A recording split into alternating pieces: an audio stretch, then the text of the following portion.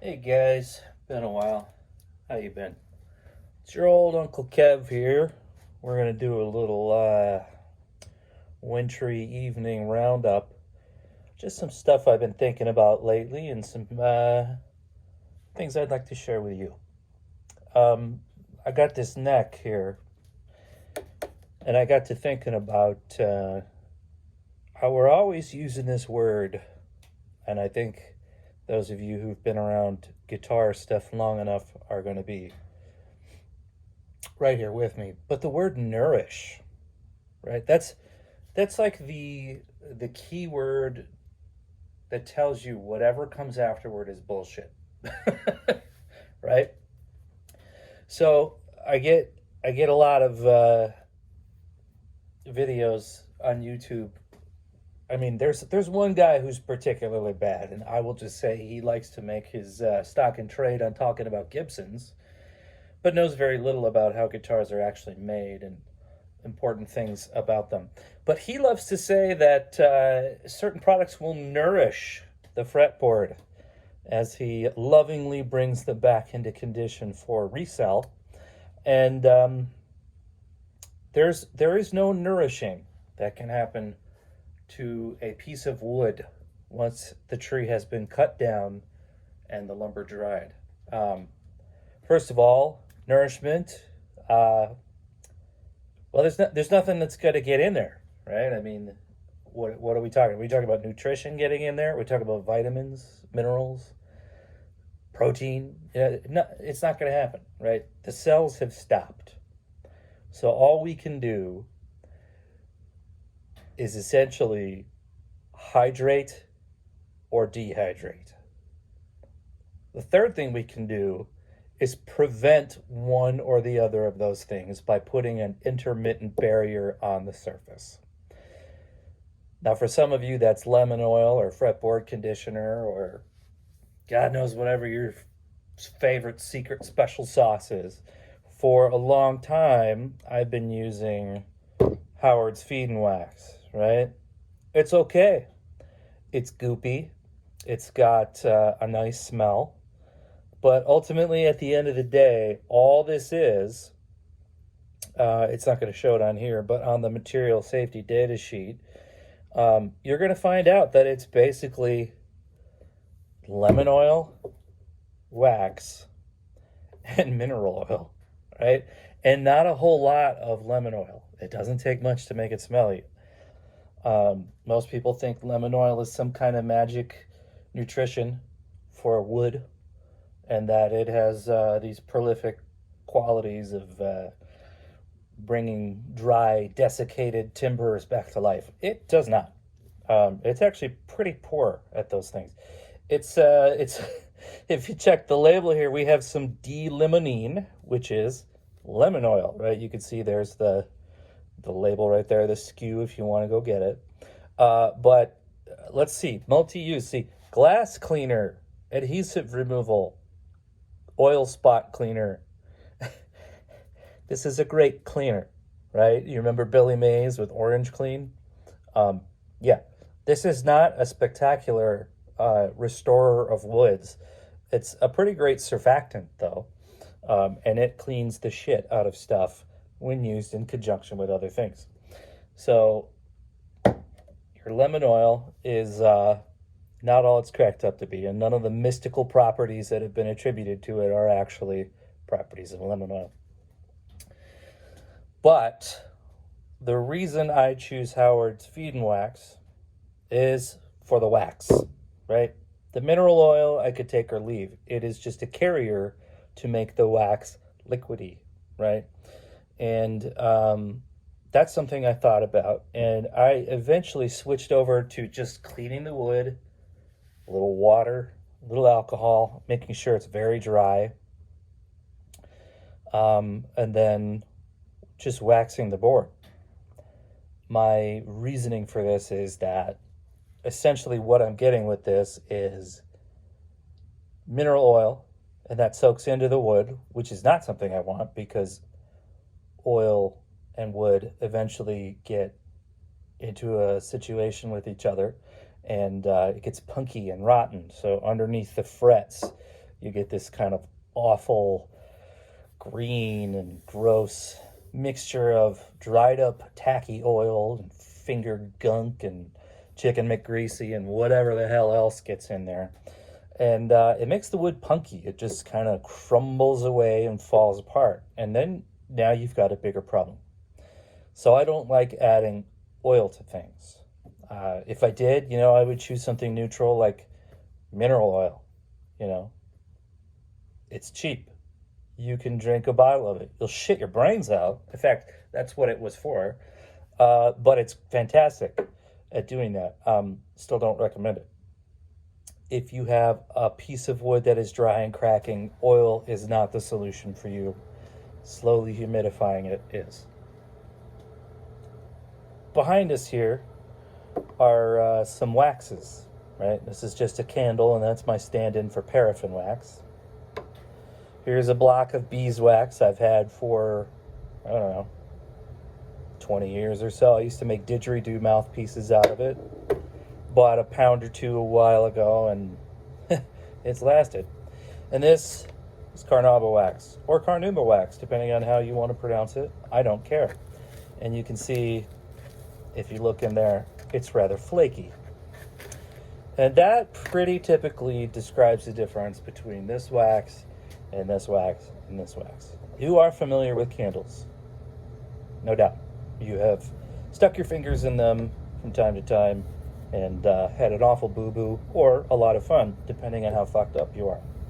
Beeswax you've undoubtedly encountered as well, probably for the similar reasons, or because, you like to play with beehives, in which case you also probably like pain and are a fuck-up.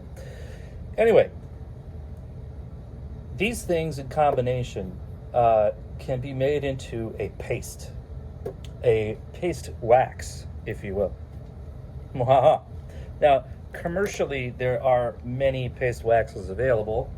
I have somewhere in this colossal mess several different cans. And pretty equally, they are awfully smelly, and they do the job, but they're really unpleasant, and I don't prefer them. They're not something that I would like to smell on my fingers at the end of the day. So what do you do about that? Well, you can make your own paste wax. That's easy as could be. Pardon the sound of the furnace. It is, again, February, and we are in the Midwest. So, I don't know. If you don't like it, get fucked. Here I have, for your very own amusement, a freshly made batch of paste wax.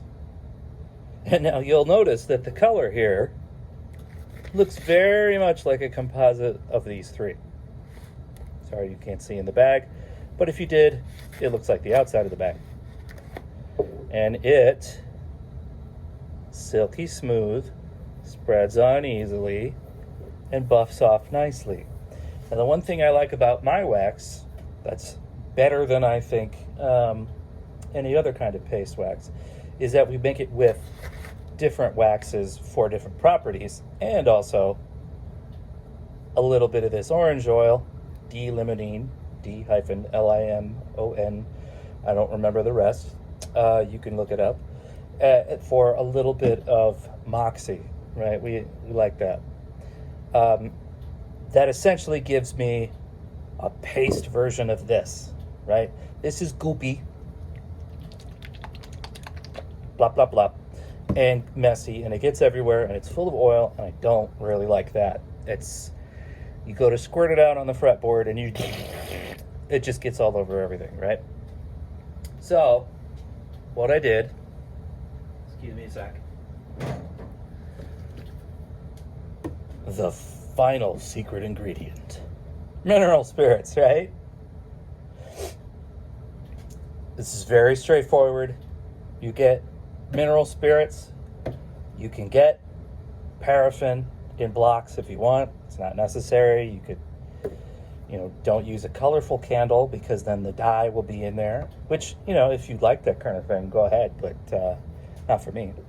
And, some beeswax. Now, you could get beeswax in a bag that's all little pellets and everything, and That's all very nice, but beeswax is awfully expensive, and so is carnauba wax. Paraffin is dirt cheap. So, what do I like about each? Paraffin melts at a very low temperature, and low temperature means when I mix it with mineral spirits, it's going to rub onto the wood very easily. Now, my hands and arms and muscles are completely effed up, so I don't like doing a lot of work, and I'm not gonna. If it comes down to it, I'm not. If it's going to be any more than fall off a log easy, it's not getting done. You can see that from the mess. So, paraffin, cheap, love that. Easy to work, love that. Melts at a low temperature, love that. Not a super great finishing product though. Don't love that. However, beeswax. Traditional, right? It was what we called wax for many, many, many, many, many, many years. Long before paraffin, we had beeswax. Paraffin was actually kind of a byproduct of de-waxing diesel, if you're curious. So that puts us squarely in the petroleum age. I don't know what decade or century. But beeswax has been around since bees, and I think they've been around since before us, so it's fair to say that when you think of wax, beeswax is probably your go-to. We'll scoot this out of the way. So, these two, right, we've got economy, ease of use.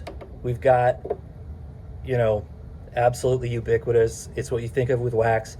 You could take a bite out of this, chew on it. It would taste like wax, and nothing would happen, right? You could put this in any number of soap products, or you could rub it all over your food. If you were a weird motherfucker, you could do all those things, and then you would be totally fine. Now this comes from Brazil, northern Brazil, I think, the carnauba palm, or southern Brazil. It doesn't matter. Somewhere is where it comes from. And it comes in a sort of a different form. You can see it's this kind of crystal looking thing, and if it catches the light just right, you can see that it glitters in a way that these other waxes don't. And that is the key to why I want to use it. Beeswax melts at a medium temperature. It's medium useful. It's great for taking up space. It's nice. It's everywhere in the world. You can always get it. Carnauba wax is slightly more expensive, depending on where you live. But it's also got a higher melting point. Not as cool. Takes more solvents to dissolve. Not as cool. But the trade-offs are that it's a much tougher wax. It's harder, right? And since it's harder, it also is shinier. And I don't know about you, but if I'm going to bother to put a wood finish on something, I want it to be shiny. This paste wax can be used for not just guitar fretboards, mind you, but actually the bodies of guitars. Suppose you did an oil finish, or you like the back of your neck to feel a certain way. You can always wax it down. This is also great on bench tops, like on your workbench right here, or on the top of your table saw, or on any metal tool like the bottom of your plane. It keeps rust off of it, makes it right across the wood, real nice. So, the properties I'm looking for, I want that shine and glitter. I don't want to spend a lot of money. I don't want to work too hard. So I'm going for a balance of workability and visual performance. The ratios I came up with, and you can change these, but this is what I used, and I'm going to tell you why, is we're going to do 1 ounce paraffin,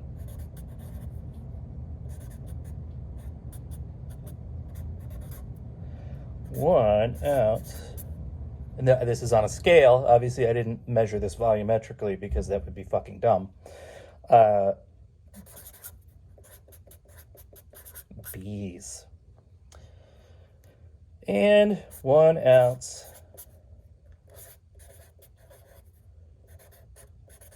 carnauba wax. Put that so you can see it. Take your screenshot, whatever. It's pretty easy to remember. 1, 1, and 1, right? And then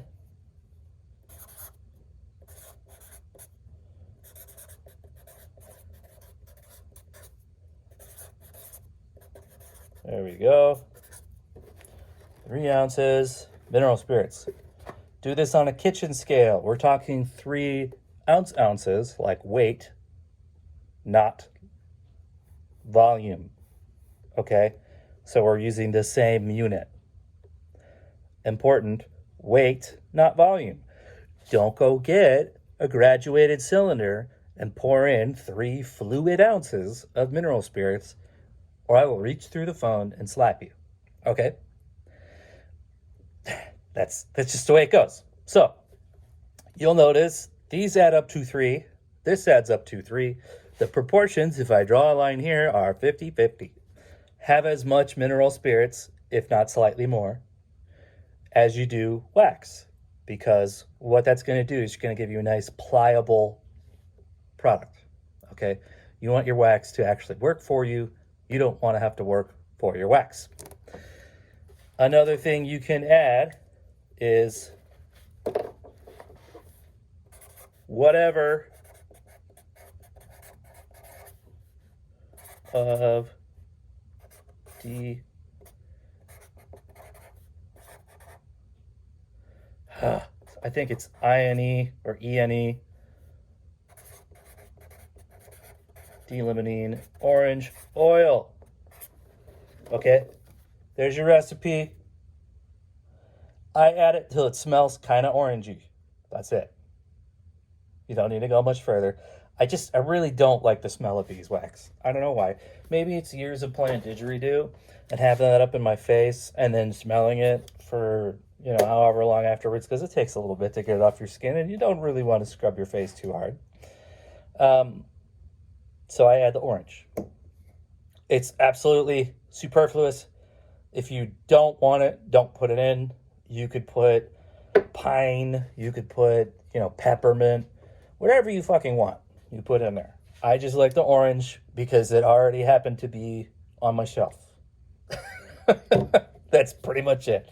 So we've made essentially Howard's Fiend and Wax, but better, without having to have all that sloppy ass oil in it. And I'll show you in just a sec here. We're going to put it on this fretboard. Now I'm going to clear away some of these guys. And while we're doing that, I want you to think about all the things you could do with wax. You could wax on. And most of you are probably going to wax off. Oh, you earned it. You've been waiting this whole time for a wax off joke. Okay. My bucket of smear. A couple of towels here. All right. Now, I'm not looking at the screen while I do this, so if I'm out of frame, fuck you. And I didn't like you anyway. Just kidding. All right.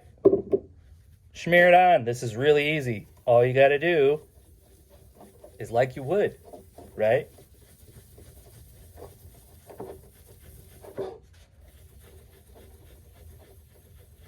Okay, now how much product did we just use for this whole fretboard? A smearance, right? That's a volumetric measurement, by the way, not a weight measurement, in case you're wondering. A smearance, approximately 1 smearance. So there we go. Now you can see it's already a little shiny, but it is hazy. See across there, especially right by my thumb? It's kind of hazy. We're going to let that haze up a little bit more. Okay? You can see it farther up here. It's kind of dull. That's what we want. That's where we're headed. Ew, look at the green shit that came off of there. All right, I'm just going to kind of get off any excess wax. Top off my waxer. Okay, so now the next step. I don't want to lose you on this one. It's going to be complicated. We're going to wait just a little bit. And that's just letting the mineral spirits evaporate. Okay, there's a method to this, I know. It seems like there wouldn't be, but there is. So as the mineral spirits are evaporating, the board gets hazier. Right now, to you, it looks shiny, but that is because you are stupid. There you go, you can see the haze. Does not look good. Ew. Now, I think you'll notice that there is no nourishment going on, right? We are not nourishing anything because we are not frauds. We do not claim to know more than we do. We just watch, we observe, and we learn. That's why our channel's better. Now, very simple. Don't get lost in the weeds on this one. We're going to buff this shit off. Okay? Here we go.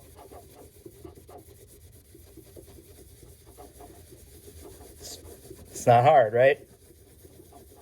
You're pretty used to this motion, I know.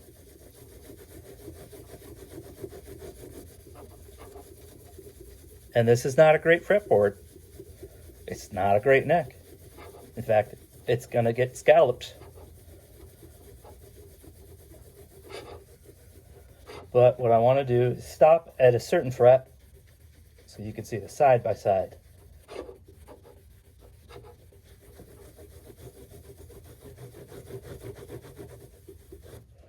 That was even a little excessive. So, shiny, shiny, shiny, shiny, shiny. Woo-hoo.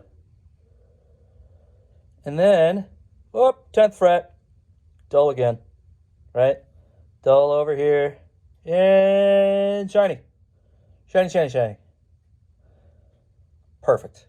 Look at that. Huh? Now, I mean, obviously, when you have strings over it, no one's going to notice and everything, and your disgusting, ratty little fingers with your scabby little claws on it are going to scrape it up. But that's why we do this, right? It's to make sure that your disgusting self and your oils and essences don't get into the guitar, because you're gross. Everyone knows it. They've been telling you for years, but it's okay. I won't judge you. I already did. And here we are with a system, pretty bulletproof, very straightforward. I'm actually putting in way more effort than is needed. This could have been done quite haphazardly, but here we are. No messes.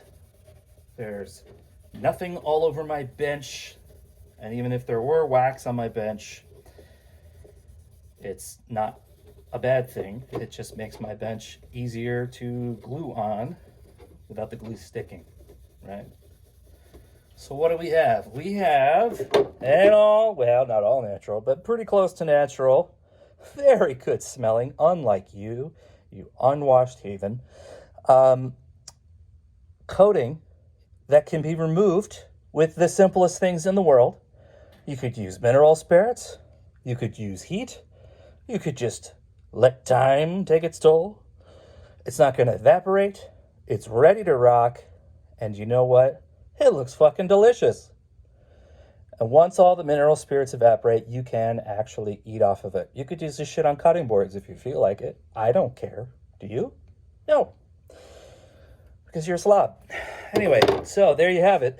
That is my take on how to do paste wax and how to do fretboards without the fraud. Take care. Be square. I'll see you on the next one.